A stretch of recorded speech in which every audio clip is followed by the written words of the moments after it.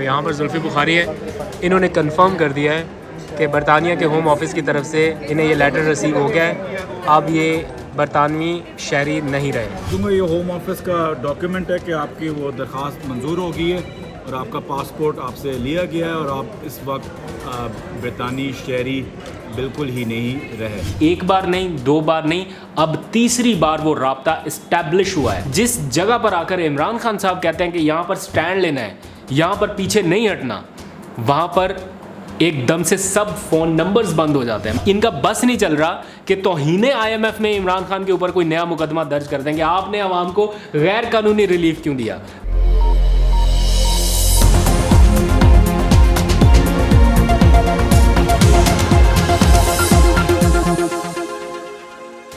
बिस्मिल्लाहिर्रहमानिर्रहीम, अस्सलाम वालेकुम। मैं हूं अब्दुल कादिर और आप देख रहे हैं आपका अपना फेसबुक और यूट्यूब चैनल। आज तारीख है 3 सितंबर और दिन है हफ्ते का।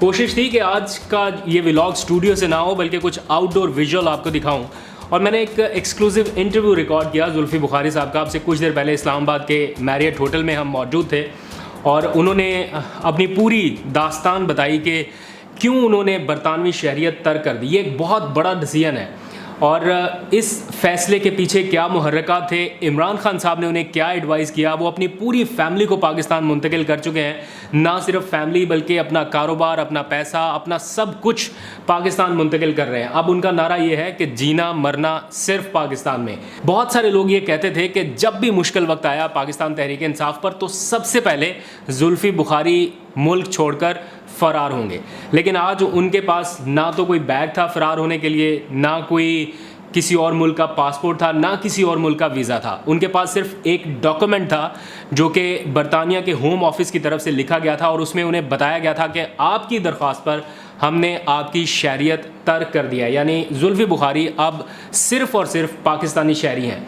ये इतना बड़ा डिसीजन लेकर वो आराम से सारी डिटेल्स बता रहे थे। मतलब बहुत सारे लोगों का तो खाली वीज़े की दरख्वास्त ही अगर रिजेक्ट हो जाए तो लोग बड़े परेशान हो जाते हैं कि ये हमारे साथ क्या हुआ। उन्हें लगता है कि पूरा कैरियर ही शायद तबाह हो गया, लेकिन उनके पास वो शहरियत जो उन्हें वहाँ पैदा होने के बाइस मिली थी, यानी कोई इलीगल काम भी नहीं था, कोई दरख्वास्त देकर भी शहरियत नहीं ली गई थी। कुछ लोग तो बाकायदा एप्लीकेशन देते हैं, इन्वेस्टमेंट करते हैं दूसरे मुल्क में कि शहरियत मिल जाए, लेकिन वो शहरियत उन्हें इसलिए मिली थी कि वो वहाँ पर पैदा हुए थे और आज उन्होंने उसे भी ख़त्म कर दिया। तो इस सिलसिले में एक एक्सक्लूसिव इंटरव्यू मैंने उनके साथ रिकॉर्ड किया। बड़ी कोशिश की मैंने कि वो मैं आपको दिखा सकूं, बता सकूं, लेकिन अनफॉर्चुनेटली वो अभी तक मेमोरी कार्ड से रिट्रीव नहीं हो सका।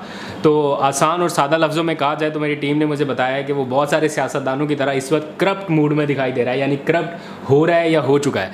लेकिन हम भी इमरान खान की तरह पूरी कोशिश करेंगे कि इस करप्ट कार्ड को ठीक किया जाए और उसमें से जो डाटा है, जो पाकिस्तानी कौम का हक है जानने का, सुनने का, वो डाटा उसमें से निकाला जाए। नैब की तरह पूरी कोशिश करेंगे रिकवरी करने की। अगर हो सकी तो नेक्स्ट व्लॉग में मैं आपको वो ज़रूर दिखाऊंगा, बिकॉज़ उनसे मैंने ये सवाल पूछे हैं और उन्होंने बताया कि इमरान खान साहब ने उन्हें क्या डायरेक्शन दी, बिठा के बता के उन्हें क्या कहा गया कि आपकी ज़िंदगी का क्या मकसद है। मोटिवेशनल स्पीकर तो हमने सुना है कि इमरान खान साहब बहुत सारे लोगों के लिए, आज भी जलसे से उन्होंने खिताब किया। कॉर्नर टाइगर वाली बात पे मैं अभी आऊँगा कि क्यों उन्हें लगता है कि कॉर्नर टाइगर है, और भी कुछ बैकडोर चैनल से जो खबरें आ रही है वो भी मैंने आपको बतानी है। लेकिन जुल्फ़ी बुखारी साहब का मैं रेफरेंस इसलिए दे रहा हूँ कि आज तकरीबन 2, 2.5, 3 घंटे तक की नशिस्त थी, बड़ी तवील नशिस्त थी और सहाफ़ियों की, मीडिया के बहुत सारे लोग वहाँ पर मौजूद थे और उनके होते हुए उन्होंने अपनी ये पूरी स्टोरी सामने रखी कि किस तरह से उन्होंने ये डिसीजन लिया। हालांकि पाकिस्तान में अगर इलेक्शन लड़ना है किसी दोहरी शहरियत के हामिल शख्स को तो उसे लड़ने की इजाज़त है, लेकिन अगर वो जीत जाता है तो उस सूरत में उसे अगर रुकने असम्बली बरकरार रहना है तो फिर ये शर्त थी कि आपको दूसरे मुल्क की शहरियत तर्क करना पड़ेगी। लेकिन उन्होंने इलेक्शन लड़ने से पहले, वो इलेक्शन जीतने से पहले ये शहरियत छोड़ी है। तो इसलिए अब मोमेंट ऑफ एप्रिसिएशन बनता है उनके लिए कि इतना बड़ा उन्होंने ये डिसीजन लिया है, और उस वक्त में लिया जब बहुत सारे लोग इस मुल्क से बाहर भागना चाह रहे थे, मुश्किल वक्त में भाग रहे थे कि अपनी जान छुड़ाई जा सके, कोई कहाँ पे। और ख़ास तौर पर उस पार्टी के लोग उन्हें ये ताना देते थे कि ये सबसे पहले बैग उठा के बाहर भागेगा जिस पार्टी के सियासी लीडर ख़ुद इस वक्त लंदन में हैं और असाइलम के लिए बाकायदा उन्होंने अप्लाई कर रखा है। तो मैं इस बारे में फ़र्दर जो भी उनसे बातचीत हुई कोशिश करूँगा कि नेक्स्ट व्लॉग में मैं वो इंटरव्यू रिट्रीव करके आपको सुना सकूँ। लेकिन मीनवाइल जो वहाँ पर थोड़ी बहुत बातचीत चल रही थी, ये मैंने ऐसे ही रिकॉर्ड किया था, कुछ विजुअल्स और उनका जो पॉइंट ऑफ व्यू था वो वीडियो के आखिर में मैं पोस्ट कर दूँगा, वो भी आप देख लीजिएगा। थोड़ी सी बात कॉर्नर टाइगर इमरान खान साहब के हवाले से। वो ये समझते हैं कि उन्हें कॉर्नर्ड किया जा रहा है और अगर उन्हें उनकी बैग जो है दीवार के साथ लगा दी गई तो वो कॉर्नर्ड टाइगर की तरह बिहेव कर सकते हैं। अभी भी एक अटेम्प्ट बीच में हुई थी, जब मैंने आपको बताया था कुछ दिनों पहले के व्लॉग में, मैंने आपको बताया था कि एक बहुत सॉलिड अटेम्प्ट हुई है बैकडोर राब्तों के हवाले से, और मैं आज भी उस मौक़िफ़ पर कायम हूँ। एक बार नहीं, दो बार नहीं, अब तीसरी बार वो राब्ता इस्टेब्लिश हुआ है। वो राब्ता होने की कोशिश नहीं हुई, वो राब्ता इस्टेब्लिश हुआ है।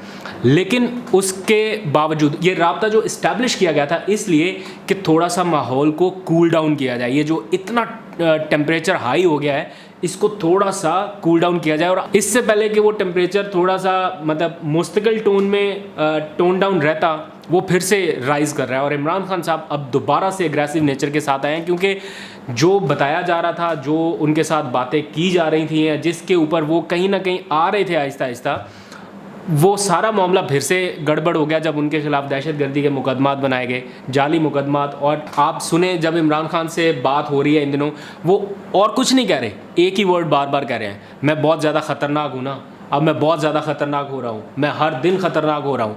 तो ये जो बात वो कर रहे हैं, ये कोई खुशी से या वो ऐसे ही नहीं कर रहे, इसके पीछे एक पूरा उनका प्लान है, उनका एक गुस्सा है, उनका एक एंगर है कि जिस तरीके से उनके साथ डील किया जा रहा है, उन्हें कॉर्नर्ड किया जा रहा है, उन्हें दीवार के साथ लगाया जा रहा है, तो उनके पास फिर क्या ऑप्शन है। अब यहाँ पर आप में से बहुत सारे लोग ये बात सोचते हैं कि पंजाब में हुकूमत, खैबर पख्तूनख्वा में हुकूमत, यहाँ पे वहाँ पे सब जगह हुकूमत, तो जो इमरान खान साहब बात करते हैं कि अगर चाहूँ तो इस्लामाबाद को बंद कर दूँ, तो क्यों नहीं करते। उसकी रीज़न ये है कि जो पंजाब में इस वक्त हुकूमत है और जिनके हाथों में इस वक्त इक़्तिदार है, यानी चौधरी बरादरान, मैं ये कंफर्म इतला की बुनियाद पर बता रहा हूँ, कोई स्पेकुलेट नहीं कर रहा हूँ या कोई ऐसा किसी सुनी सुनाई बात पे यकीन करके नहीं, प्रॉपर इन्वेस्टिगेट करके रेलिवेंट लोगों से बात करके मैं आपको बता रहा हूँ कि जिस तरह से इमरान खान साहब चाहते हैं, जिस शिद्दत के साथ या जिस टोन के साथ वो चाहते हैं कि पंजाब गवर्नमेंट चले, वो उस तरह से नहीं चल रही। ठीक है, वो कॉपरेट कर रहे हैं, उनके वोटों से हुकूमत बनी है, सब कुछ बनी है, लेकिन जिस जगह पर आकर इमरान खान साहब कहते हैं कि यहाँ पर स्टैंड लेना है, यहाँ पर पीछे नहीं हटना, वहाँ पर एकदम से सब फ़ोन नंबर्स बंद हो जाते हैं। मैं बड़े वसूख के साथ आपको बता रहा हूँ, वहाँ पे ये जो वज़ीर दाखिला साहब हैं, उनके फ़ोन नंबर भी बंद हो जाते हैं, और भी बहुत सारे मुतल्लिका लोगों के नंबर बंद हो जाते हैं। लेकिन जिस तरह से इमरान खान साहब चाहते हैं, उस तरह से एग्रेसिवली पंजाब गवर्नमेंट नहीं चल रही। और वो उसकी भी एक रीज़न है, ऑब्वियसली वो थोड़ा अफाम व तफ़हीम वाले माइंड के लोग हैं, और वो चाहते हैं कि नहीं नहीं नहीं अभी नहीं अभी नहीं अभी नहीं, तो वो 2-3 दिन तक मामला उसी में लटकता रहता है, और फिर वो 2-3 दिन बाद जब मामला थोड़ा सा कूल डाउन होता है तो फिर आगे पूछते हैं जी खान साहब अब हुक्म करें। तो इसमें जाके वो मामला फंसा हुआ है। इमरान खान साहब कोई डिसीजन इसलिए भी अनाउंस नहीं कर रहे कि यहाँ से वो अनाउंस कर दे और पता चले वहाँ से उसकी इम्प्लीमेंटेशन ही नहीं हो रही और नंबर ही बंद चले गए हैं, तो फिर क्या होगा। तो मैं आपको ये भी कंफर्म बता रहा हूँ कि जो अहकामात वज़ीर दाखिला पंजाब को देने चाहिए थे, वो ऐन नंबर पर उन्होंने जब फ़ोन बंद किया तो वो अहकामात फिर किसी और ने दिए। इमरान खान साहब ने आज यही बात किया है कि सिर्फ एक कॉल दूंगा तो हुकूमत को छुपने की जगह नहीं मिलेगी, सिर्फ एक कॉल। और वो ठीक कहते हैं, लेकिन उसमें ज़रूरी है कि उनकी एक कॉल देने के बाद उनकी वो कॉल कनेक्ट भी हो पंजाब में जहाँ पर कनेक्ट होनी चाहिए। तो वो अगर से आगे से नंबर बंद कर देंगे तो फिर एक कॉल का उस तरह से असर नहीं रहेगा। मुतालबा अभी भी वही है, इलेक्शन कराएं और जान बचाएं। आज भी उन्होंने कहा कि इलेक्शन का ऐलान करें, ख़ुद को और इस मुल्क को बचाएं। अब यहाँ पर बड़ी दिलचस्प सूरत हाल है, बयानिया की जंग है ना, बयानिया हर तरफ चल रहा है, इधर से भी बयानिया आता है, फिर उधर से काउंटर नैरेटिव आता है। अब बयानिया की इस जंग में पॉलिटिशियंस कन्फ्यूजन का शिकार नज़र आ रहे हैं, मतलब उन्हें खुद नहीं समझ आ रहा कि हमने किस बयानी के साथ खड़े होना। जो कल तक इनके लिए ठीक था वो आज गलत है, और जो कल तक गलत था वो आज ठीक हो रहा है। उसकी ताज़ा एग्जाम्पल आप देखें, IMF के हवाले से क्या कुछ नहीं कहा गया, क्या क्या कुछ नहीं कहा गया कि न्याजी ने IMF के सामने गिरवी रख दिया पाकिस्तान को, पाकिस्तान के लोगों को गिरवी रख दिया, स्टेट बैंक को गिरवी रख दिया, पता नहीं क्या क्या कुछ कहा गया। जब महंगा करते थे चीज़ें तो कहते थे ये IMF के कहने पर महंगा कर रहा है, और जब सस्ता कर दिया तो कहा कि IMF के साथ जो एग्रीमेंट किया उसकी खिलाफ वर्जी होगी। आज की ताज़ा ट्वीट्स उठा के देखें, पूरी PMLN रो रो के चीख के ये बता रही है कि इमरान खान ने अवाम को गैर कानूनी रिलीफ दिया और IMF के मुआहदे की खिलाफ वर्जी की। जब अपोजिशन में थे तो कहते थे कि IMF की बात क्यों सुन रहे हैं, IMF को का गुलाम क्यों बना रहे हैं पाकिस्तानी कौम को, और आज खुद गुलाम बना दिया, लेट गए, आवाम को भी लिटा दिया और कहते हैं कि इमरान खान ने गैर कानूनी तौर पर रिलीफ दिया और IMF के मुआहदे की खिलाफ वर्जी की, और बार बार कह रहे हैं कि IMF की बात क्यों नहीं मानी। और इनका बस नहीं चल रहा कि तौहीने IMF में इमरान खान के ऊपर कोई नया मुकदमा दर्ज कर देंगे, आपने आवाम को गैर कानूनी रिलीफ क्यों दिया, इसलिए तौहीने IMF का भी मुकदमा दर्ज आपके ऊपर है। इनका बस नहीं चल रहा, इस नहज तक ये मामले को लेके चले जाए। तो जो कल तक ठीक था वो आज गलत है, और जो कल गलत था वो आज ठीक है। इस तरह की थ्योरी, इस तरह की मिथ जो है वो चल रही है। तो और भी बहुत सारी डेवलपमेंट हो रही हैं दिलचस्प, लेकिन ये कुछ अपडेट्स थी, मैंने कहा आपके साथ शेयर करूं। जुल्फी बुखारी साहब का इंटरव्यू कोशिश करूंगा कि आपको मैं किसी तरह से रिट्रीव करके सुना सकूं, दिखा सकूं, जो वहाँ पे उस मौके पर थोड़ी सी बातचीत हुई, जितना कि मैं रिकॉर्ड कर सका वो आप ज़रा सुन लीजिए कि वो इस मौके पर क्या कह रहे थे।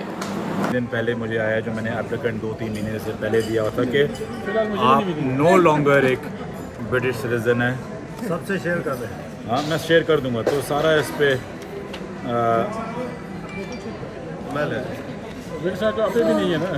डिक्लेरेशन और रीनोटिफिकेशन, ये सारा इसके बाद और कुछ हो। हाँ, और आपने सीट रखनी है तब आप नहीं, मैंने बाय द वे जब ये फाइल मूव की थी कि जीत के आप कर सकते हैं, लेकिन मैंने उस वक्त भी टीवी पे बोला था कि ये मैं अपने लिए नहीं कर रहा, क्योंकि मैं जेन्युइनली बिलीव करता हूँ, क्योंकि देखें मुझे तो अल्लाह ने थोड़ा बहुत दे दिया था, मैं अपने आप को संभाल सकता था, लेकिन जो बाकी ओवरसीज़ पाकिस्तानी हैं उनके लिए बड़ा मुश्किल होता है आना, अपना हल्का बनाना, हारें तो फिर पासपोर्ट भी गया, बिजनेस भी, उनके एक ग्लोबल विलेज है। इंग्लैंड में फॉर एग्जांपल ड्यूल नेशनलिटी का कोई इशू नहीं है। जो बोरिस जॉनसन प्राइम मिनिस्टर था उसके 2 नेशनैलिटीज़ थी, अमेरिकन भी थी और ब्रिटिश भी थी, लेकिन जब वो प्राइम मिनिस्टर बना उसको अमेरिकन छोड़नी पड़ी, और अमेरिका में भी ये रूल है। पाकिस्तान में चले अपना एक है, उसमें प्रो एंड कॉन्स दोनों तरफ है, लेकिन मैंने जो बोला था जो कुछ भी मैं करूँगा वो सिर्फ मैं बाकी ओवरसीज़ पाकिस्तानीज़ की करूँगा।